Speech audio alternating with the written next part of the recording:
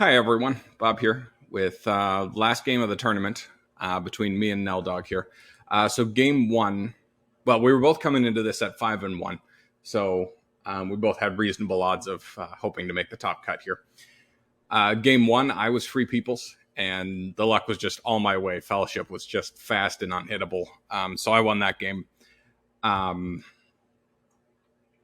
Yeah, and the second game, I didn't bother making a video out of the first one because it just wasn't a very exciting game. Just when the luck is all one way, I don't usually bother making a video about it because it's not, it's not too interesting anyway.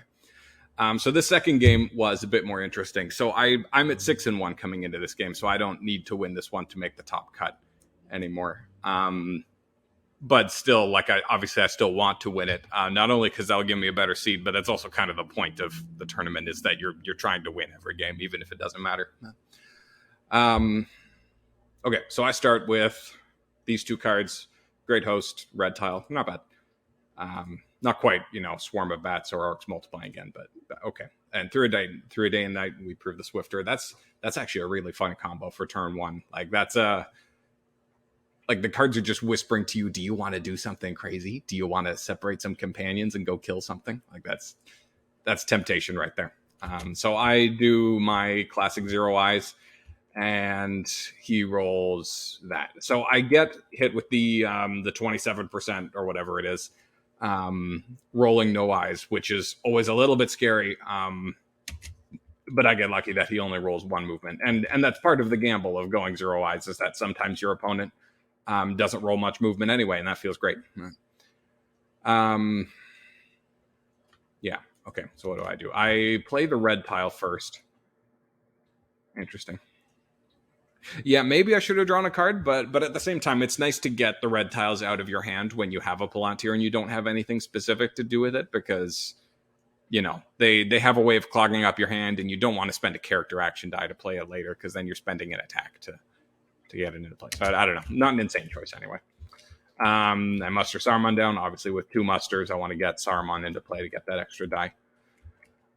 So I shuffle my troops along. He moves the Fellowship. Shuffling. Oh, yeah. So he moves an Elven Regular into Dimrildale, which is an interesting play here. Because obviously I want to use this one to get Saruman into play. So I can't get Sauron to war this turn without sacrificing Saruman. So he's kind of putting this guy in the way, because after I move the orc from Isengard here, obviously I want to move this army into Dimrildale and bring this army from Dol Guldur over to unite and then attack Lorien together. So him putting that is it's an interesting stalling choice anyway. And to me, when he did that, I was like, okay, so he definitely has scouts. Turns out he doesn't.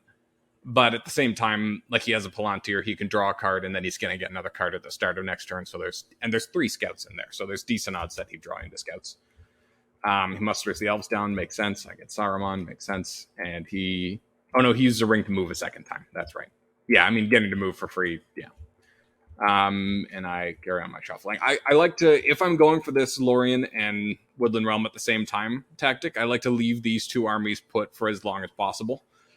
To leave time for the mustering cards to show up, like Orcs Multiplying again, or Shadows on the Misty Mountains, or Pits of Mordor, or if I roll a smack ton of musters, maybe I'll muster an elite or two, Okay, so now I get Lidless Eye. It's always funny if you get Lidless Eye for turn one and then roll 0 eyes. That's happened to me a couple times where then I play it and put an eye in there, and that usually throws the free people's player for a loop. So that's a tactic. If I'm free people's and Shadow Player rolls 0 eyes, I always move as fast as I can, just in case they have Lidless Eye or in case they draw into Lidless Eye later that turn. Yeah. Okay, so turn 2, I'm a little bummed to only get one muster, because it would be nice to get Sauron to war and get the Witch King this turn. But obviously it's still better to get that one muster, so at least Sauron can get to war and I can attack this guy here. Plus I have a ring too, so that's another plus side to the 0 eye strategy, is oftentimes you get a ring by turn 2, and that'll help you, smooth over a lack of musters anyway sometimes. Okay, so what he got, help unlook for and an Ents card. Very sadly, still no playable cards, actually, for Gandalf with this Palantir here. That's very sad. out of 4 cards, you'd really expect, like, I mean, he could play Weightproof the Swifter, but you don't really want to do that yet. Okay, so I got Sauron to War, obviously, and I shuffle along. So I've lucked into, not only did he not roll any H dice, so that he can't bring this guy back into Lorien, but I also drew Swarm of Bats. There's only 2 in there, so 2 out of 23 was my odds to pick one up this turn, so that feels pretty good.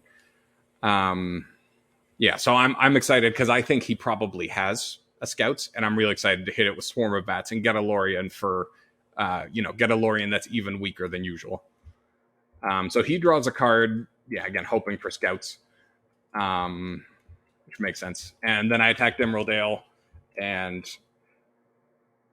so I select my Swarm of Bats, I play it, and very sadly, I don't get a hit. So I needed 1/5 on any of those, or a 4, 5, or 6 on that, because Swarm of Bats make him more powerful. So unlucky to miss there. At least he misses back too. That would have been frustrating if he'd gotten a hit. So I contemplate not pressing here, just because then I'd get to attack again. But I don't know. I was suspicious that he had Scouts, but just chose to not bother playing it once he saw me select a strategy card, because he figured I had Swarm of Bats. So I didn't want to waste that attack and then attack again just to let him Scouts in anyway. And also then the elves would be at war, because he mustered them down once, and now with this attack they're down another step. So that's another argument for putting this guy out here, is that you're getting the elves down closer to war. So anyway, if I didn't press and attacked again, then he's at war, and then he can use this muster, just put a whole elite in there. So that's clearly better than a regular. So I press, and he gets to go back to Lorien, and I sit there and cry about it for a little while. So I finally get to join my Moria and Dol Guldur army, and this army's close to Woodland Realm. Fellowship moves, and it's safe. So I hit Old Forest Road with no card. And now I actually know that he just didn't have Scouts, because obviously no card, you would definitely play Scouts to get that guy into Woodland Realm if you had it. And very sadly, I rolled 2 1s into Confusion. So that army's a little bit weaker than I would like it to be right now. Moves again, and it's safe. And here I play Stormcrow on the Elves, which is... I remember sitting and thinking about this one for quite a while, because I was down to 2 cards, so drawing a card wouldn't be insane.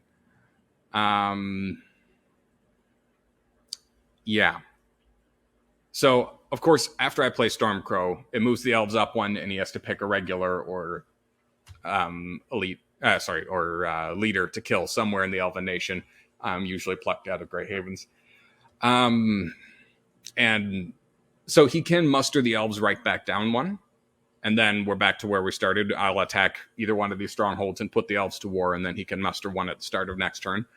So I guess the hope is that he just doesn't roll any musters next turn. He is only on 4 dice, so you never know. And if he only has 1 Will of the West and no musters, then he's going to have to pick between trying to move some more and kill Gandalf and get Gandalf the White, or using that Will of the West to muster and start our next turn. So that's really the hope anyway. So he chooses the leader from Grey Havens, which makes sense. Sometimes I'm tempted to pick the regular, especially when you see Shadows going for 2 strongholds, because that can... just keep the Elven regulars in the force pool available, because if he's in the casualties, you can bring him into play to downgrade an elite. But of course, this doesn't happen very often. But he musters the elves back down, which I think is correct. And then I attack Lorien. If you have to pick, I usually pick Lorien first, just because you don't want a power too great to show up, and then you're stuck sitting outside while they get to muster up. If you at least have it under siege, even if they play power too great, they can't muster up. Okay, so he gets another Ent card and Wisdom of Elrond. I get Bronze and Half-Orcs. Okay, so he gets musters anyway, so it doesn't make a huge difference. Also, just if you have to pick, you have to pick one of these strongholds to let them have an elite in, I'll usually... It's tough, because it's definitely easier to fight 2 strongholds that each have 3 units in it than 1 stronghold that's at 2 and 1 stronghold that's at 4.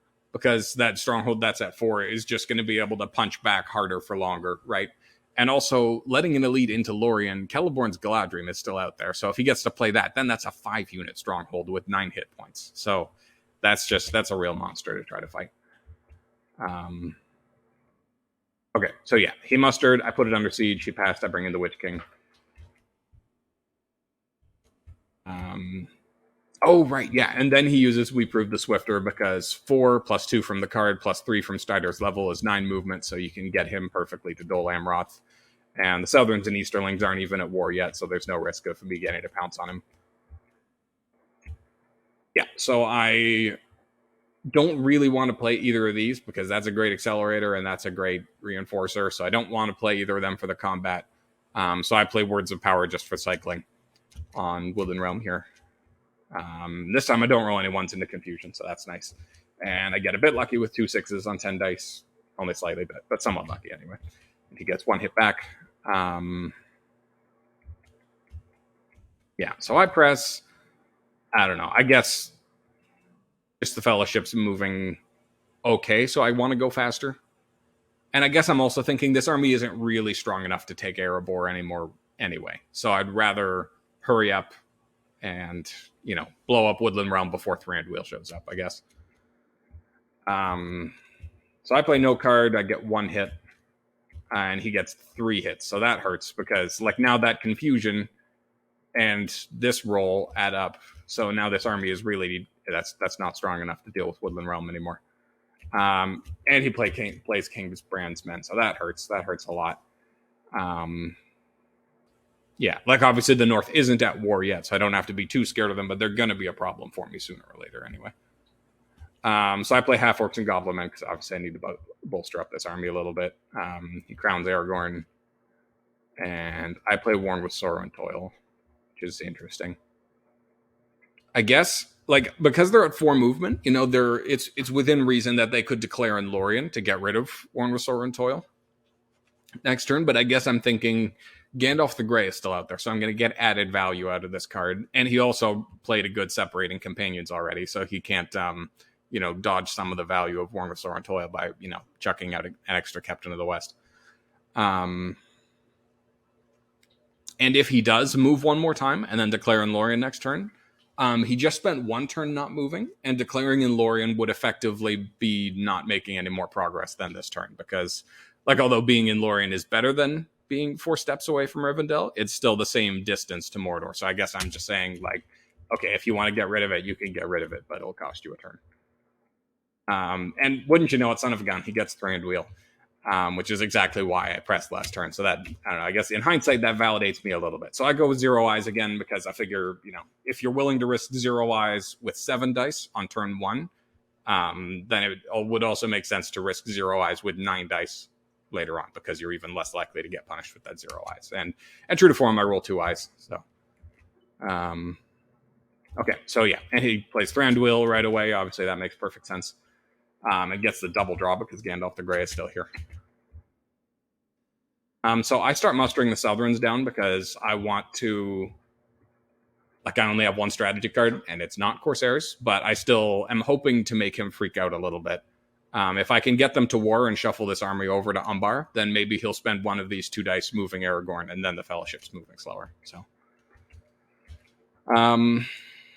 yeah, he cycles another card with Gandalf. Makes sense. And I get them to war. Right, and since I'm about to do this army shuffling, and I have nothing else to do with that muster die, I muster another Oliphant. Start my army shuffling. He moves. He's safe. I shuffle some more. Yeah, I remember doing a bunch of thinking here and kind of waffling on my plan, so this doesn't look great anymore. I guess I'm hoping to just wrap up Do first, So that's why I want to take out Carrick, because I don't want to attack Dale and put them to war just to have them muster up here, and that's kind of a pain for this 1 orc to deal with. So I don't know, maybe that's a poor choice. And he musters the North to war, which I think makes sense. Luckily, I have Oleg High to top this army up to 5 combat dice anyway. So he moves again, and I hit him 0 reveal into an eye. So that's lucky for me that he didn't get to kill Gandalf, but at the same time, it's unlucky that he got hit and revealed past Moria and didn't take any damage. So it's one of those, like I say, don't know really who that's better for. I think it's better for the Shadow player on the whole. Okay, so now I do my army shuffling to hopefully spook him into moving Aragorn out instead of moving the Fellowship. I don't pick up Corsairs though, so that's a little bit sad. Because getting kill Aragorn early on turn 5, before hopefully he has Círdan or Imrahil, turns out he did have Imrahil. So that would have been a tough fight still.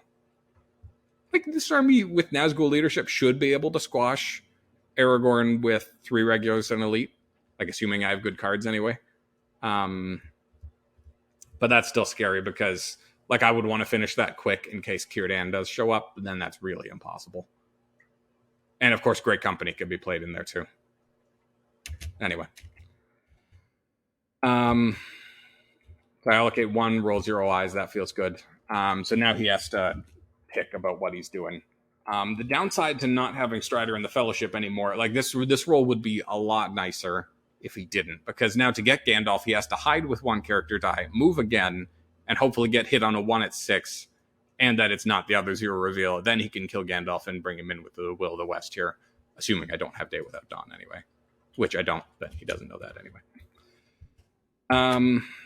Okay, so he musters in Dale. I really should have attacked Dale last turn. That was a mistake on my part. I guess I was hoping to spook him, but he remains unspooked and musters up, and now this army's life is more difficult. So now I attack Dale, and I think I use candles here. Yeah, I do, because Dread and Despair is a great... Like, I really want to preserve these hit points to hopefully finish off Woodland Realm, and this army is only 2 hit points less than my army, so I really want to keep that safety. And the Fellowship is just absolutely unhittable. They've taken 6 steps and they still have Gandalf the Great, and they're at 0 damage, so I get 1 hit and he gets no hits. Oh, as soon as he doesn't kill the elite, like as soon as he downgrades the elite instead of killing one of the regulars, that raises some question marks in my brain. Because if he was just going to retreat to Erebor to be a tough nut to crack, obviously you'd want to keep the elite because you can only keep 5 elites and 5 units in a stronghold. So clearly he's planning something cheeky, and I press, and he thinks about where to retreat to. I would have been really happy to see him go to Old Forest Road, because then it's going to be very hard for him to get to Erebor to bolster it. Or maybe he's thinking about some cheeky Free People's military win, but he already used Through a Day and a Night, though. So that's, I don't know where that other 2 points is going to come from. Maybe these guys are going to sneak down to Moria, but if he did run for Dol Guldur, I wouldn't be too scared about it. So he moves to Withered Heath instead, and I'm suspicious of Help Unlooked For coming, but obviously there's nothing I could do to prevent it at this point. And yeah, he plays Help Unlooked For, which is so cool. I love that card. I really, really... Every time I get that card when I'm the Free People's player, I'm always excited for an opportunity exactly like this, because it's so powerful here. But usually, of course, I'd end up just using it as a no quarter, and it misses half the time anyway, and I'm very sad about it. Okay, here we go. So the ability of Help Unlooked For means I'm rolling 1 less die for every unit inside the stronghold, which is 3 now, thanks to Thranduil Wielded Jerk. So I'm down to 1 die because I'm down to 4 units here, because obviously I had to take Dale to keep him from mustering more in there. So I'm down to rolling 1 die against his 4. So I'm, again, really hoping to preserve this army's strength. That's why I use another Dread and Despair here. Yeah, it feels bad using Gron for Dread and Despair, but I'm in a pinch here, So he gets 1 hit, I get 1 hit. He presses, and I give it up because I'm not going to win this fight on the long term, So he brings 2 guys in the leader in to top it up. That makes perfect sense. And I decided to take this opportunity to get Erebor, because with the Men of the North at war and a Will of the West on the table, and this dwarf over here, he could use that to bring both of those units in together into Erebor to get it to full strength. And I'd obviously rather it stayed lower. So I put Erebor under siege and decide to... Right, but I keep most of this army here because I don't want to let the army in Woodland Realm fight me and push me off Dale so that they can muster up even more. So here's a question for you. If you're the Free People's player, do you use this Will of the West for mustering an elite here, or do you use it for moving? Because likely you're going to move Sorry, you're going to hide once, and then you're going to move twice. And I think getting to move twice against one eye is really important. So I think that's what I would do anyway. Okay, so I draw a card.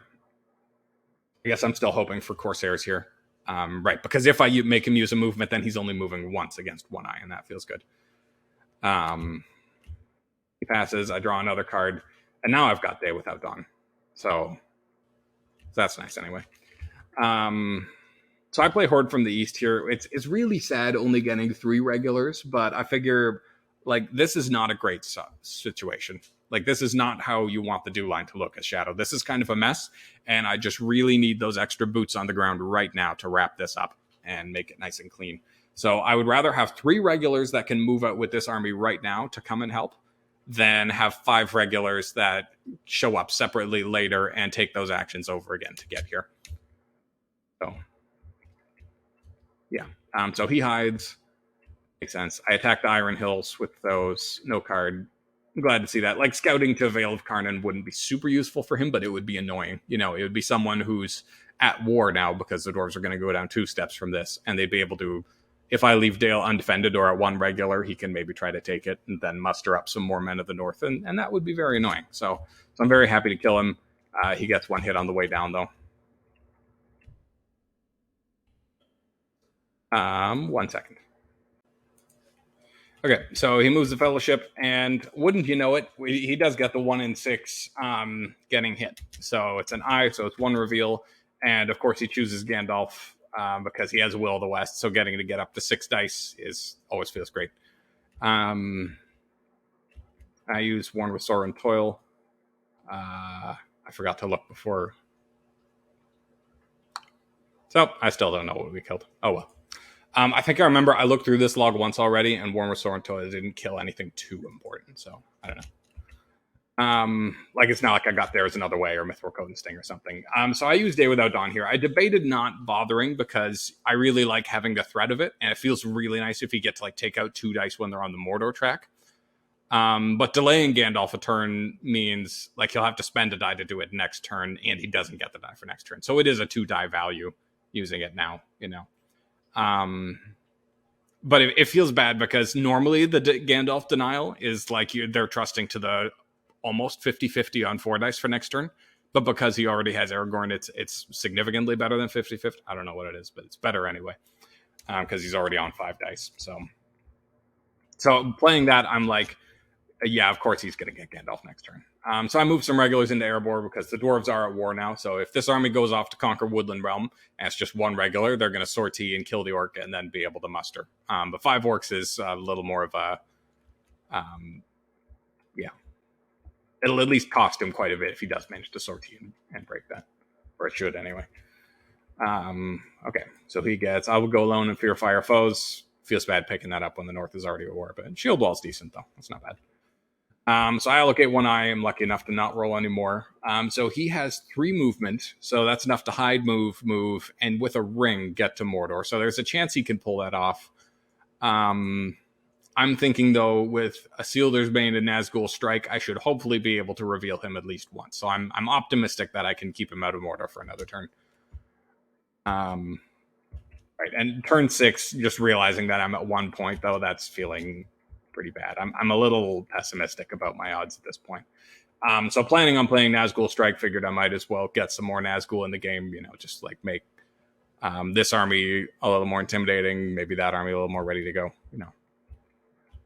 So he moves and is safe. And I played the Nazgul Strike here, and I don't know. Tell me in the comments if you think I'm crazy or not. I used my ring to put a Palantir in the box here. Just to make it more likely to hit him. Because, you know, like I have Dew more or less under control now, but it's still not exactly conquered. And Lorien similarly is under control, and that's not that strong, but it's not conquered yet. So, like, I'm close to 7 points, kind of, but I'm technically only at 1 point, so I really, really want to hit them and hopefully keep them out of Mordor this turn.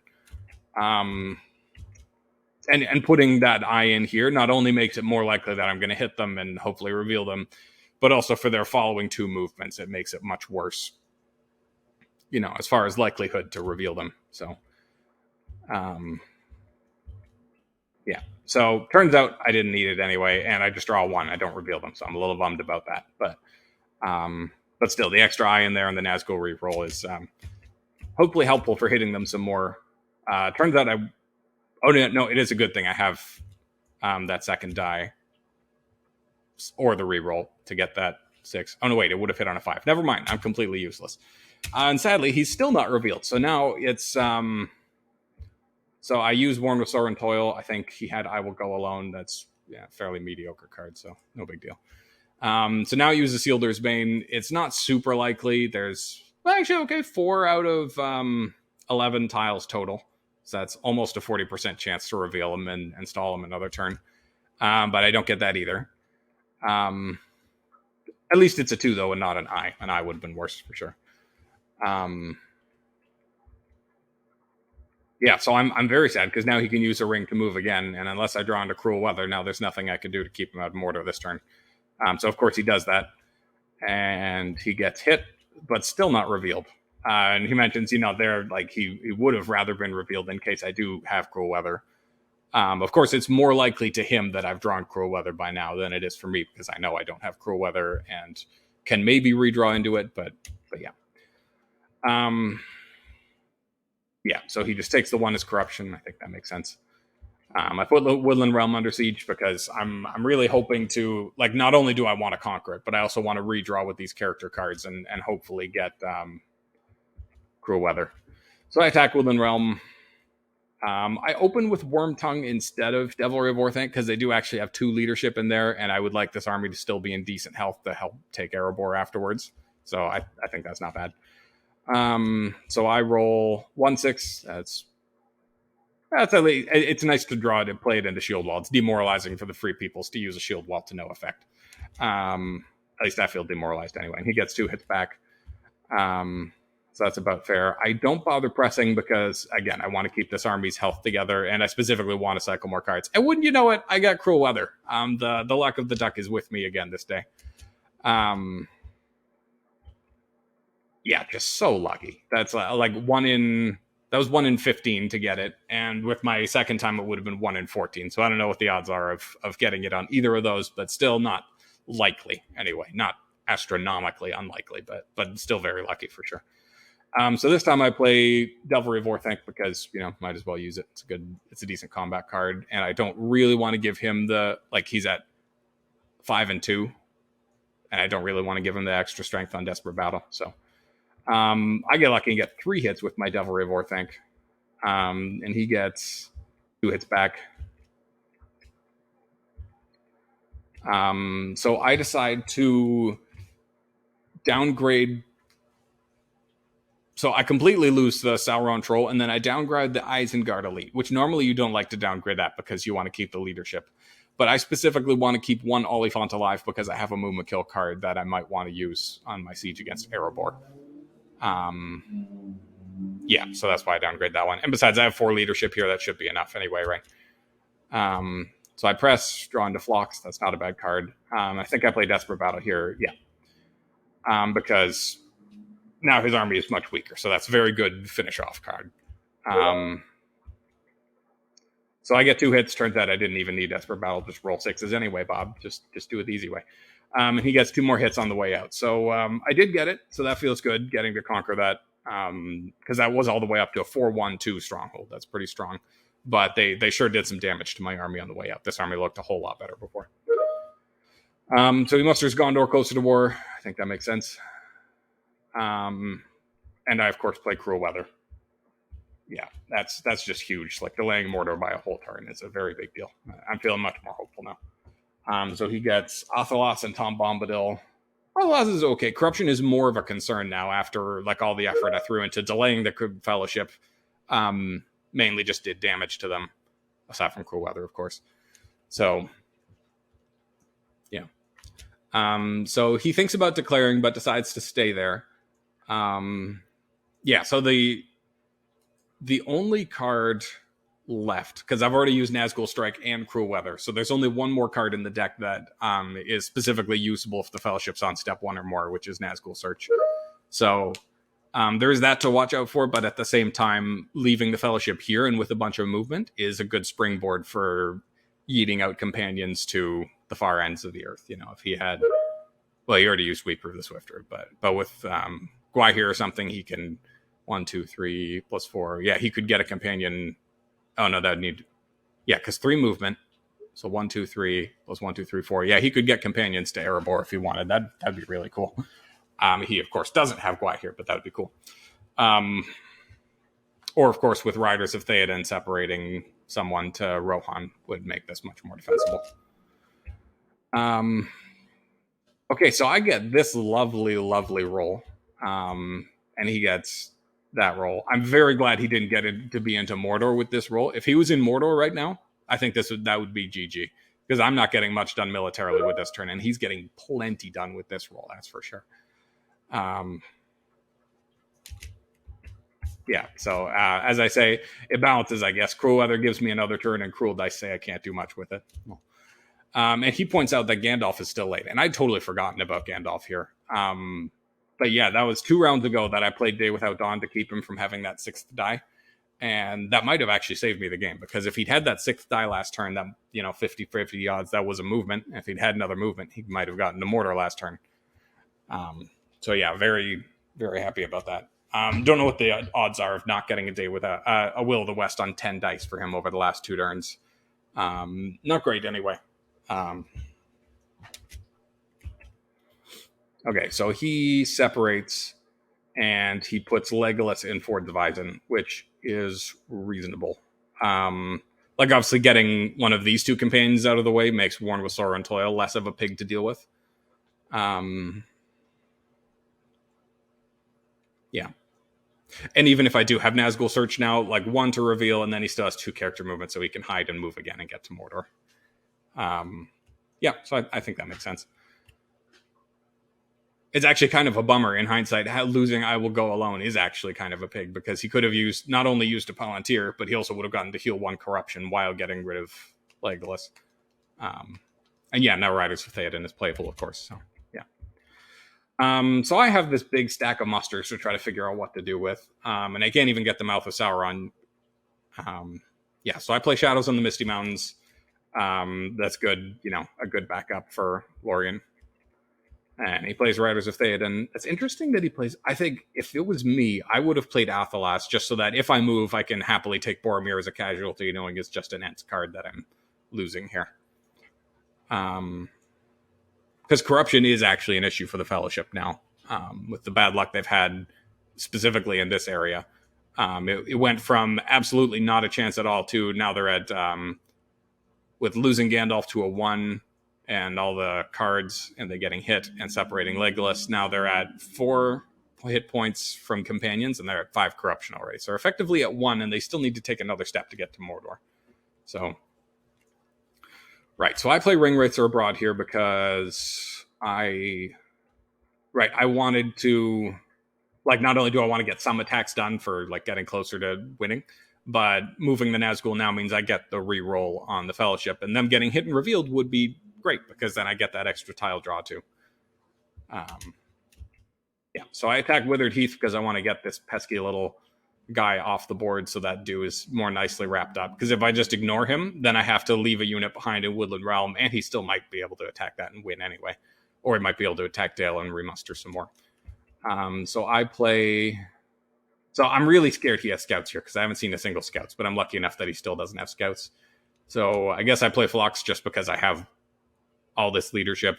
I just want to make it more likely that I hit him. Turns out I didn't need it, but get to cycle a card anyway. Actually, interestingly, I could have also played Phlox this turn, because getting when they need to move once to get into Mordor, and you've already used Cruel Weather, is a very ideal spot for Phlox of Crevine, because that's making it significantly more likely that I hit them and reveal them and get all that extra damage. But I only had 1 Palantir, and I wanted to play Ringwraiths to be able to attack this guy. So, yeah. Anyway. Okay, so I kill him, and I bring all the guys because I really need... I'm going to really need all these hit points to finish off Erebor, especially if Dane Ironfoot's guard shows up.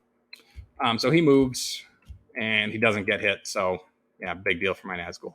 So I could use a ring here to play Nazgul Search just to hit him and get that extra tile from the reveal, but I still feel like my hope here is mainly in military. Like the Mordor track is so random that I feel like going for corruption ahead of time is like it's a better investment to just invest in your military first. So here's a question for you. You have 4 muster dice here, 5 at the beginning of the turn. What do you do with it? All the nations are already at war. I could muster the Schmau town out of Isengard and plan for going after Rohan. But with Legolas and this extra army here, that's less appetizing to me. And besides, New Powers Rising might show up and do half that mustering for me anyway. So I start stockpiling some trolls in Moria. Because it just looks cool. 5 trolls, that's just awesome. So I figure, if Lorien goes poorly, then they can come and be back up for that, and then they can go get Rohan. And if Lorien goes well, and if I get a turn where he doesn't roll any musters, maybe they can go and get Rivendell. So, I don't know. I think it makes reasonable sense to me anyway. So now he plays Athelas. I guess he just wanted to be able to hide again,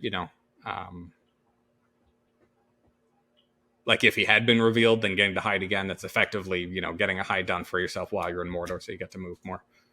And he gets 1 healing with Athelas, so that's about what you'd expect. So I bring my armies together in Erebor, and he musters Gondor all the way to war. And I use my ring to attack Erebor here because I guess I'm thinking, well, he just had a muster, so he probably would have played Dane Ironfoot's Guard if he had it. And I've already suffered from Thranduil and King Bran showing up, so I'd really rather crack Erebor or at least whittle it down some before Dane shows up, so that if Dane does show up, it's less meaningful. So I use a ring to, hurry and attack Erebor. And I picked a shadow card, so I'm playing Mumakil, and he picked a shield wall.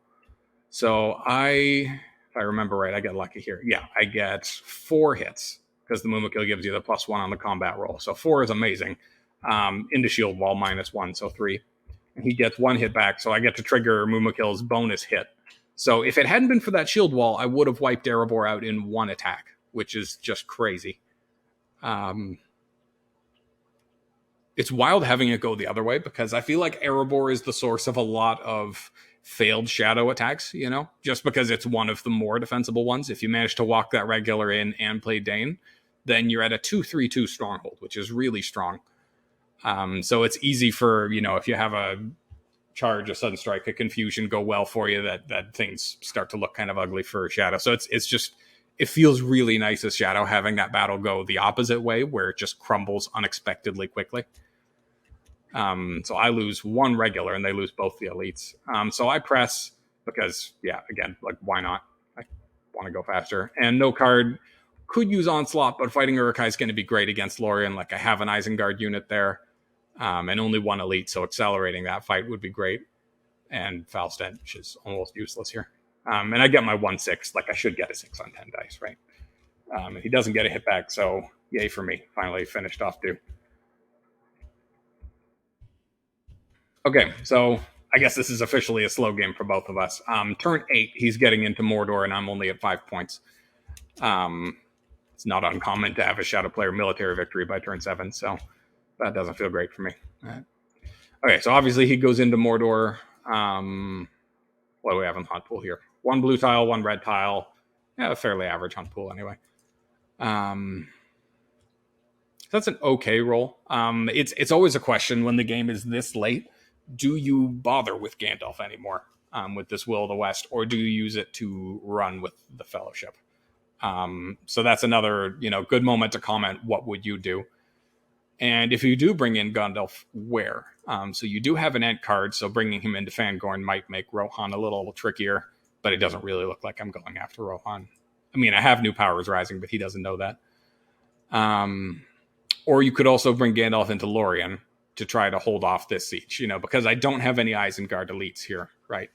I guess I can bring in the Mouth of Sauron, so that's not a huge... So that makes Gandalf less impressive there. But at the same time, like with this roll, you're for sure going to need another turn, probably two more. So it's kind of it's a reasonable choice to kind of go for those desperate gambles and hope that it pays off. So he musters in Dol Amroth first, which makes perfect sense. One elite there now. Even if I play Corsairs, he can play Imrahil, and that's a well topped up stronghold. So I'm very sad at this point that I haven't picked up Corsairs after all this time. So I think about moving on my Nazgul, but I very specifically choose to bring in the Mouth of Sauron first because I'm aware, Gandalf the White is looming and he could show up in Lorien. So having the Mouth of Sauron there would be absolutely crucial. So he moves and hits a 1 reveal, so that's okay. It's nice that he's hitting the standard reveal tiles before Gollum shows up, because these will, expecto patronum turn into non-revealing tiles as soon as Gollum shows up. So that's nice for me in terms of slowing him down, but it's not as good as a red tile, of course. Actually, yeah, no, you know what? This is actually like the second best tile for me, actually. Never mind, I should stop complaining about this, because a 2 reveal, he could neatly kill Boromir and it would be efficient. But a 1 reveal or the 0 reveal is much more irksome for him. Yeah. So just clarifying on how hobbits relate to Worn with Sorrow and Toil. If he took it randomly and drew a hobbit, then I would get to trigger Worn with Sorrow and Toil again and take out one of these cards. But if he kills Boromir first and then kills the hobbits as guides, then they don't trigger Worn with Sorrow and Toil. So yeah, he just chooses to kill Boromir just to have Worn with Sorrow and Toil done with, because these cards aren't that great. And all the good ones are still out there. Like 3 more blue tiles, Mithril Coat and Sting, There's Another Way, Bilbo's Song. They're all still out there. So I think that makes sense just to be done with losing cards. So that, if he picks up good cards, he doesn't have to worry about losing them. So now I reposition everyone, and now he's really brought to the crunch time of what to do with that Will of the West. Obviously, he didn't have to rush to spend it because I've already used Day Without Dawn.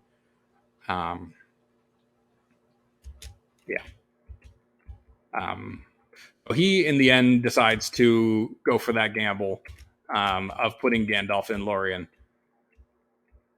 So I naturally, see Gandalf, monkey see, monkey kill. As soon as he's there, I'm like, let's go. Let's throw it down, Tom Brown. Right. So I made the mistake of playing my card before asking whether he shines. You should always ask first. That's the proper order. I just assumed, obviously he's going to shine. If he very specifically brought him into Lorien, the most high risk spot, clearly you're going to use his combat power. But you never know. He could also specifically not shine in the plan of playing Daring Defiance. That is a real option. So, yeah. Anyway, so I play Great Host here because I have 9 units to his 3. And I would really want to finish off the stronghold before a Power 2 Great or Celeborn shows up. And so this is a great time to trigger, because even if I take 3 hits back from him and do 0, those 3 hits would bring me down to 7 hit points, 7 units. So I still trigger Great Host. So I guaranteed him getting my 1 hit under this. So I roll 1/6, which is great. Another demoralizing non-use of Shield Wall. Yeah, and that hurts for him having to use Imrahil here, But I guess at this point, he can clearly just muster another elite there, so that's not a big deal. And sadly for him, he gets no hits back. So I get the 1 hit from the 6, and then +1 from Great Host. So this is looking grim for Gandalf already, which is lucky for me that I had that card, and lucky that I rolled a 6, but not absurdly lucky. It's in a point where you're behind, you just have to take some risks sometimes, And luckily, I draw Devilry of Orthanc. That's another great card against Gandalf, because you don't get as much leadership, so you really want to make the combat roll stronger. So I'm pressing here because I want to hurry up and finish off Gandalf so he doesn't get that 6th die next turn. And I'm playing Devilry of Orthanc here, and he plays Advantageous Position. Perfectly cancels it out. Always feels good as the Free Peoples. And I luckily get 2 6s on 7 dice. Mouth of Sauron, really glad I brought him. He's paying off. And he rolls 2 hits back. I'm quite okay with that trade. Of course, the attack's over now because I'm out of elites to press with. But he passes, which I'm relieved to see that there's no Celeborn. There's no Power 2 Great.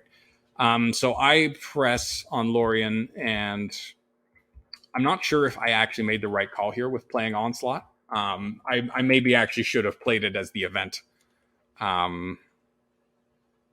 Yeah, I'm not sure which one is actually more likely to finish him off. Anyway, it happened. I just roll 3 6s anyway because who needs that? He gets 1 hit back on the way out. Yeah. So I don't know. Maybe I should have saved that card too. But I guess I had Cruelest Death or Foul Stench. So I'm definitely going to be using that card. It's just, do I use it as a combat card for the redraw, or am I using it as the event to have a lot of dice to roll 1/6? Yeah, I don't know. Anyway, he shuffles some armies.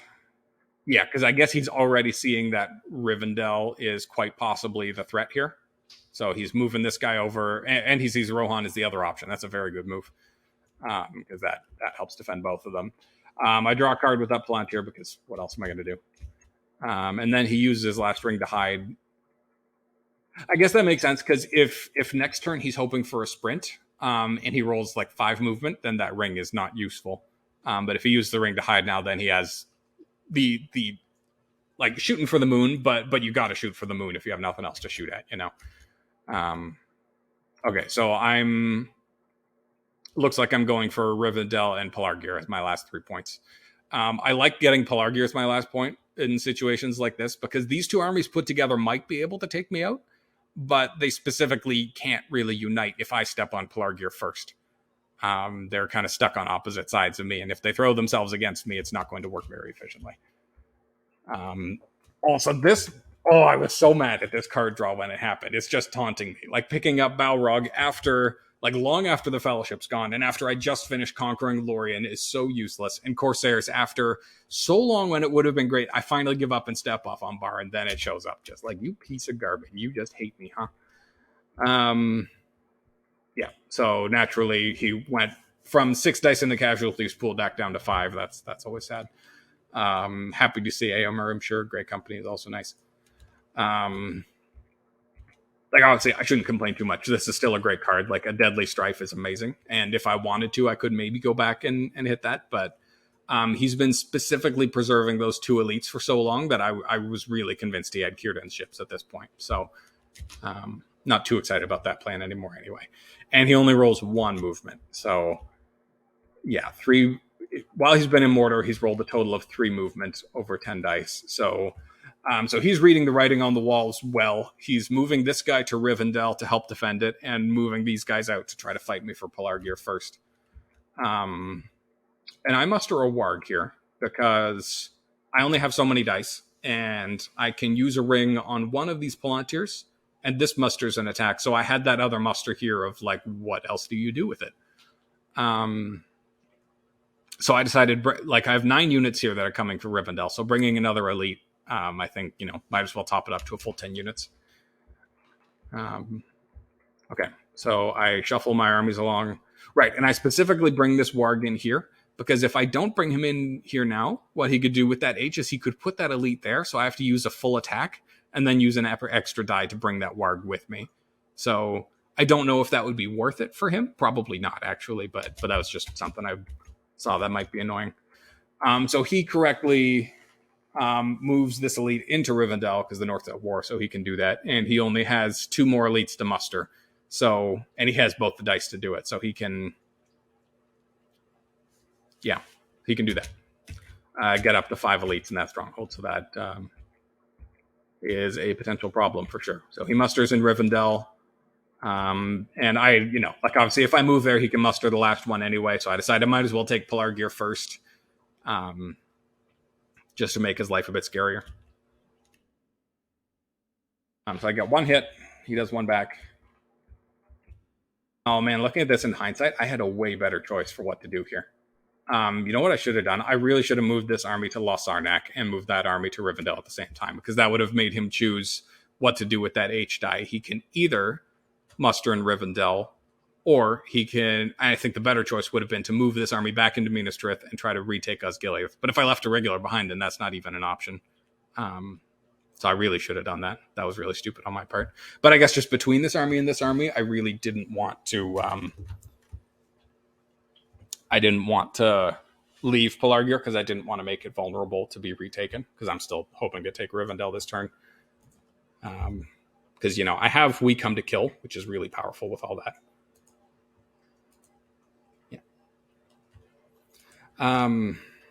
Yeah. So in hindsight, I should have done that, but I did what I did. Let's see what happens. So he musters in Rivendell. Yeah. And I carry on with my plan. I also could have spent a ring in the character die to move this army and get Minas Tirith under siege. And he would, to get this army back in there, he'd have to spend his character die, which would mean he didn't move the Fellowship at all. So not only is that a waste of a turn for him, but he's also taking 1 corruption for not moving. So maybe I should have done that, but I guess I'm also scared because if he does move and he doesn't get revealed, then he's only 3 steps away.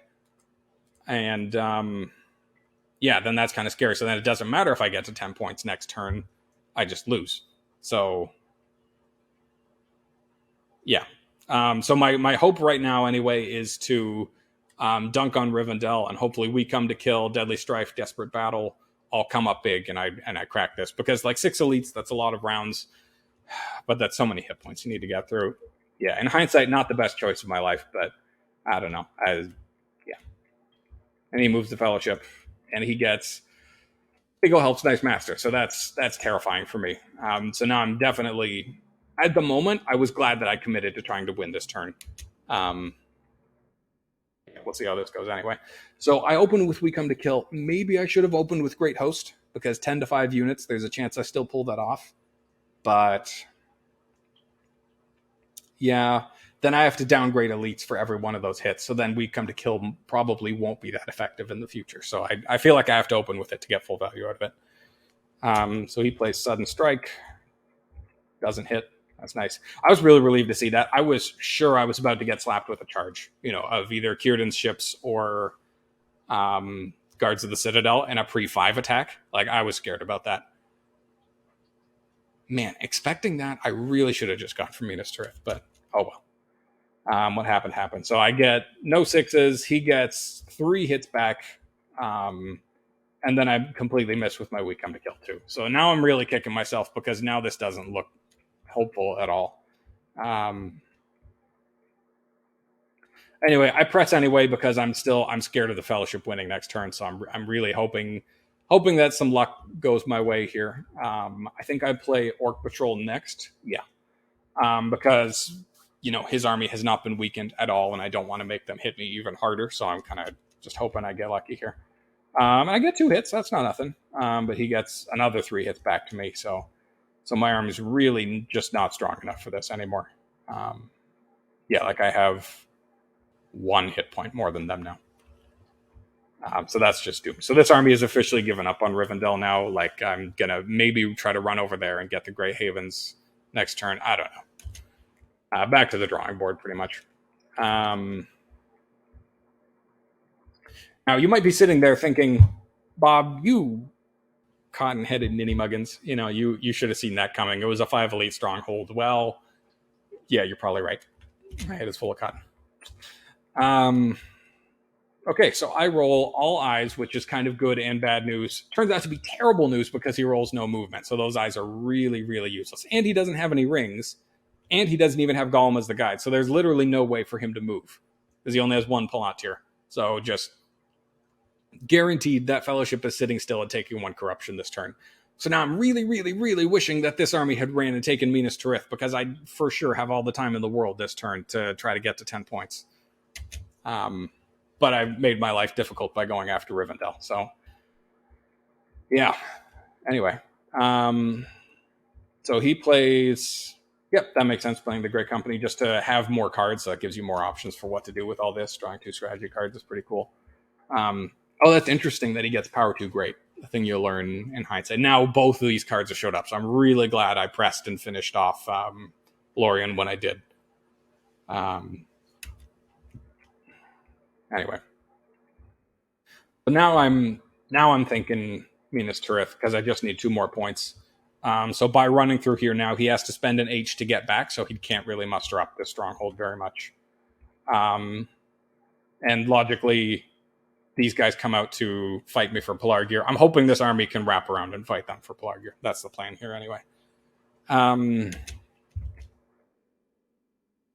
Well, I think for a bit, because having Corsairs in hand, and this is now much weaker, and he doesn't have any rings, means that the really cool thing that I wanted to do was use Shadow Lengthens here. If I managed to get him to use this H first, and I had 3 dice left, I could Shadow Lengthens, Corsairs, attack, and hopefully with that onslaught, this big pile of regulars would be able to take out those elites in one. That was the cool finish I was really hoping for here. So I debated for a long time because, maybe I want to kind of bait him into attacking first and then attack Pelargir, but the dice just didn't work out in a way where that was really going to happen. Yeah. Anyway, so I decided to just go ahead with plan Get Minas Tirith because if I get it now, he can't muster in there anymore, and there's 2 musters that he doesn't have much else he's going to do with. So he musters an elite in Lamadon, which is scary. So I move my Nazgeeks around. Yeah, have officially very much given up on Rivendell. And I'm hoping that this army is going to be able to beat Aragorn for Pelargir, and that this army can get Minas Tirith. So it's just barely possible for me to win this turn. I need to finish Minas Tirith in 1, and then I need to move. So I think I remember I was thinking about using Mumakil to bring this army in to defend against Aragorn in the first place, but I also, this isn't a walkover for the army on Minas Tirith, so I also really want to use Mumakil as a combat effect. Yeah, just tough choices, Okay, so he musters more in Lamadon. In hindsight, I think I should have actually played Mumakil there. That would have been strong. Oh well, it happens. Okay, so I'm attacking Minas Tirith. I whiffle and waffle on cards. I don't remember which card I actually picked here. Desperate Battle into Daylight. Yeah, that's reasonable. I get 1 hit, and he gets 3. It's at least nice that Desperate Battle didn't help him at all. Those 5s would have all hit anyway. Okay, so I'm still pressing. I'm hopeful that I've dodged his better combat card and that now I can use Mumakil. Crap, he has another Daylight, though. I wonder what I do. I play a character card, though. Interesting. I guess I'm officially giving up on trying to win this turn. So he plays another Daylight. I play They're Terrible. I get lucky enough to get 2 hits, and he gets, yikers, 4 back. Okay. Shooties indeed. Yeah, so now I'm definitely not... I'm again not winning this turn, but at least the Fellowship didn't move at all, so I still can hope that he just doesn't roll enough movement, and I can win next turn anyway.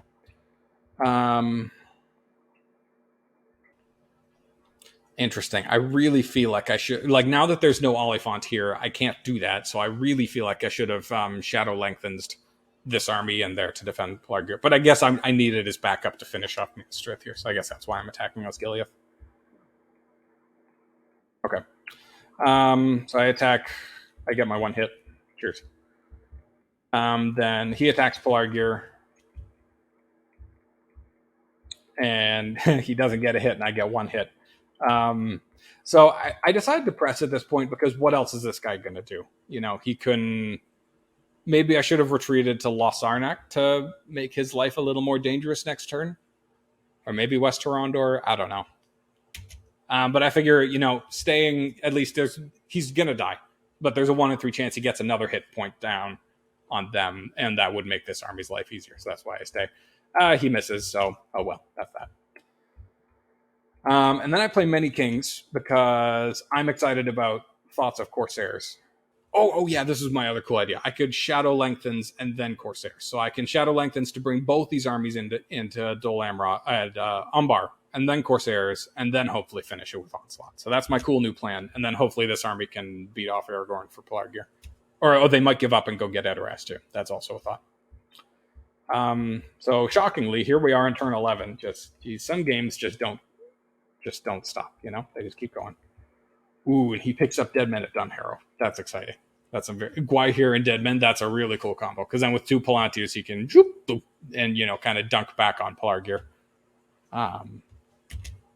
Right. So yeah, the Fellowship gets their 1 corruption because they didn't move at all. I only roll 1 eye this turn, and he rolls 2 movement. So that's, again, there's no rings, and even if he had, there is another way and managed to lose down to Gollum. There's no Palantir to play it with, so it's another turn where he guaranteed can't make it this turn. But if he manages to move even once and hold on for the rest of the turn, then he has pretty good odds of making it next turn. So we'll see how this turn goes.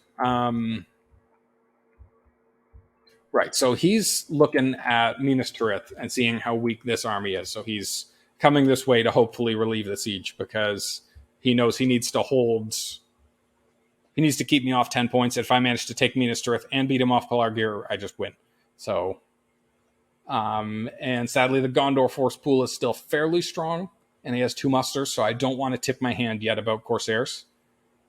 Actually, maybe I should have, though, because I could have done my Shadow Lengthens, and then... Oh, I guess what I'm scared about here is if he gets to attack Minas Tirith, there's a very good chance that he just kills it in one shot, and then I don't have a Witch King anymore. So that would be difficult to deal with. But maybe I should have actually just let the Witch King die, go get Dol Amroth, and let this army take Pelargir after this army has triumphantly liberated Minas Tirith. Interesting. So many things you think of if you watch a game a second time that you don't think of the first time. Man, I'm not as good at this game as I thought I was. Okay, so I attack Lasarnak from Osgiliath because I'm happy to see all these hit points available in a non-defended spot. Like back in Pelargir, it was going to be a tougher fight, so I'm just eager to trade hit points between these armies and hopefully secure both these spots. It's still the plan here. So I play a character card. It's a bit sad using the Palantir here, but it's like the only card that actually helps me at a field battle, because all these ones, like these don't work, and these all help him as much as they help me, you know.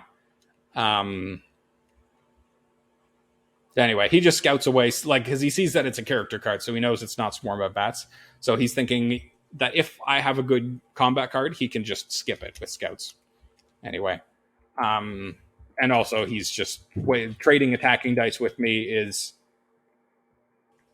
like, trading dice isn't usually good for free peoples, but he just really needs to hold on this turn, so that's reasonable anyway. And then he tries it again. And this regular has been making his progress, so he's threatening Moria. I think I stared at the board for a while. You know, there's really no other stronghold he's threatening to get, you know. Like this army would have to pretty much break past this army to go to get Moria, and he doesn't have enough dice for that. He just doesn't. And 3 to 8 nights already gone, so it's not happening. Yeah, so I let that guy go. He can go get Moria if he wants.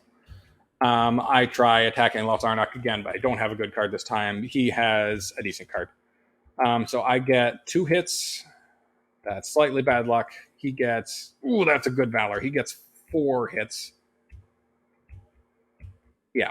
So I'm still okay with this trade because I really need these units to just drop dead right now for me to win the game. So I think I press... and this time he chooses to stay. I still have no card. He has a no quarter this time. So I get lucky and roll 4 hits. So now Aragorn's dead too. Which was a risk of him staying, but you have to throw some risks at this point. You just gotta. And he sadly only gets 1, but at least with no quarter, it's 2 hits. So this army is certainly weakened anyway, and it's less likely that I should be able to get Minas Tirith.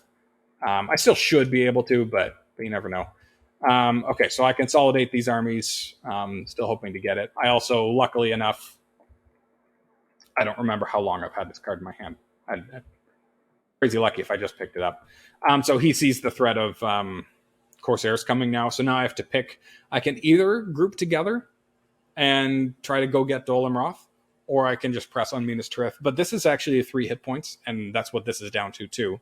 And I already have this army in place, and I have Denethor's Folly in hand. So my cool Corsairs play isn't really that cool anymore. Makes more sense to just go after Minas Tirith. So yeah, I play Denethor's Folly, get that leader out of there. So he could play Will of the West to get rid of it, but the combat cards he has to play, oh yeah, they're all useless anyway. like there's no leader anymore, so sudden strike doesn't do anything, and there's no companion, so those don't do anything. Points for the most useless wizard staff I've ever seen. It's uncommon to have it. Like, it's very common to get it after Gandalf has left the Fellowship and come back as Gandalf the White. But when Gandalf's dead, too, that's an even worse. Like, there's literally no universe where you can use this card anymore. Okay, so I attack Minas Tirith, and I use my Corsairs, my hilarious... yeah. So I get the hits. Like, I think you'd expect 3 hits out of that anyway. And he gets 2 hits back. I get my draw. So I'm officially planning on using Shadow Lengthens. I'm finally going to use it to bring these armies together and attack Pelargir. That's why I don't bother bringing troops closer. And I guess these guys are going just in case this goes pear-shaped somehow. Next turn they can go get the Shire. So he, I think, correctly musters up with that Will of the West. And now I Shadow Lengthens everybody in. Leave one guy behind because, lol, why not? He moves the Fellowship just in the unlikely event that they survive. Denai gets to get rid of the Hobbits. And I attack Pelargir, and obviously I'm going to win this fight. Only 1 hit, but... So I'm going to press. Yeah, there you go. So that's the end of that game. I thought that was a pretty cool game. I thought he played really well. Fantastic job stalling out. Like, it was not that long ago that I was sitting on, 8 points and just needed 1 more stronghold. But between, the good mustering of Rivendell and the shenanigans here in Gondor, I thought that was some good stalling. And, I don't know, reasonable play from me for the most part. Let's look at statistics. That's always fun. So -1, +3, -1 on 6s for me, +3 on 5s for me. So that's about average. Pretty normal rolls. Yeah, the real story of this game is -4 on Wills of the West for him, and -1 on character dice, and +5 on H's. So this is an excellent case of if you don't get a lot of movement and the game still gives you H's anyway, like you can still mess with Shadow like that. You can still throw some curveballs in their plans. So. Anyway, sadly, he didn't make the top cut, so I felt a little bad about that because I thought he was a great player, and I mainly won because of luck here anyway. But that's the game. That's how it goes. So anyway, that's all. Thanks for watching.